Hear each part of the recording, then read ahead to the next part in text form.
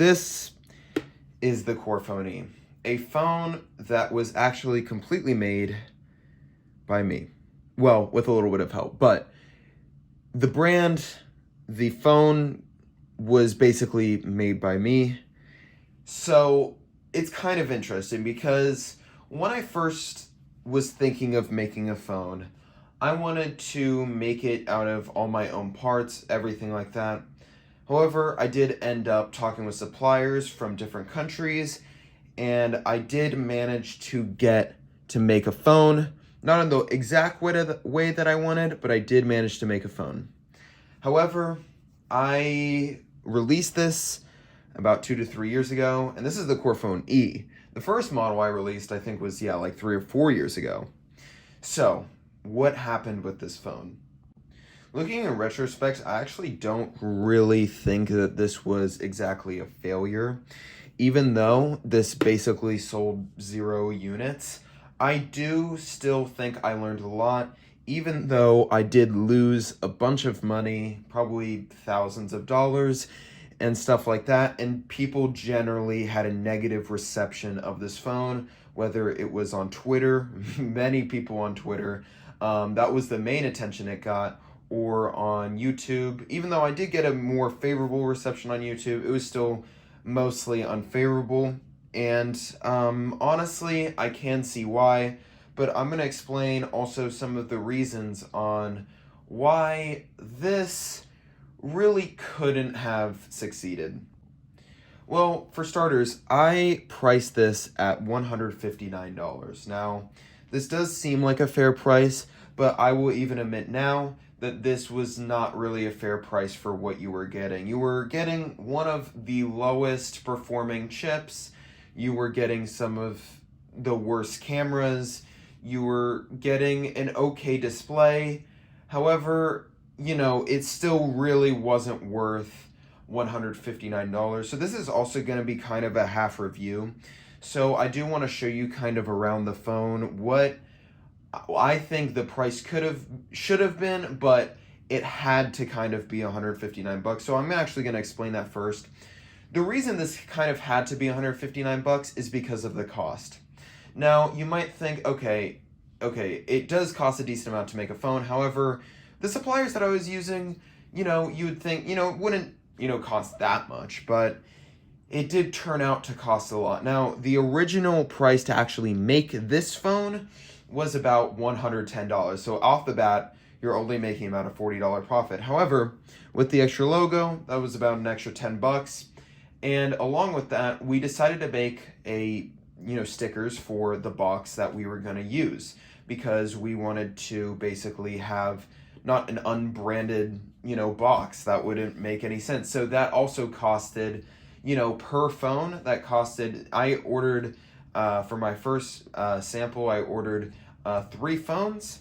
And so I ordered stickers, and they costed several $100, but per phone, that added another probably $10 to $20. And in the end, even with the $159 price point, I was only going to make a $5 profit, which is pretty bad. But I did try to price it the lowest I could go. But even then, I know that I should have, if I had the chance, I should have priced this at $99, at $79. It would have sold a lot more. And another thing is that I didn't promote it that well. I did make a lot of video teasers that were actually really high end and stuff like that, but I did not promote it in the right places. But I'm going to show you what you would have been getting for $159. Technically, you can still buy this. I believe there's still a few listings that I put on eBay. But if you're still curious about, wanting to actually buy this, hey, you know what? Contact me, put, YouTube, in the YouTube comments, just let me know if you actually still want to buy one. I will still give you one, because I do still want to sell these. But what you had on the bottom was a 3.5 millimeter headphone jack. You also had speakers, you had a microphone, and I believe this was just an this is an earpiece. And this is a pop-up camera, which I was like, okay, this is the main selling point. However, I realized there's kind of more to a phone than just, it's not just display, which is probably its main attraction right here. You could see There is no pop-up camera or anything like that. Oh, I accidentally put on Hey Google.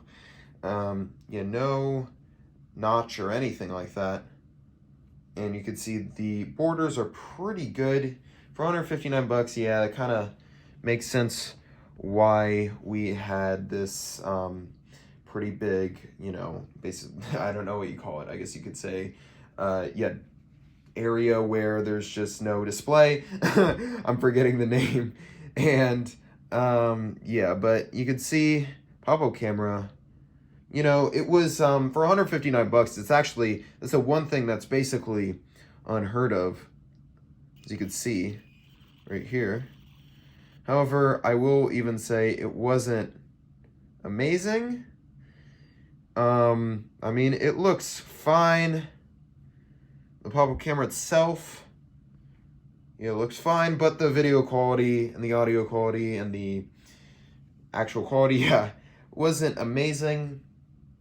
It was 5 megapixels, but, you know, a lot of our competition had like 8 megapixels, 16. Samsung was just like putting out phone after phone and stuff like that. So there was a lot of basically like a ton of competition, and we just really couldn't compete. You can see there was a flash though. That's kind of not heard of, this price point. And then in the main camera, you can see, yeah, this camera wasn't amazing either.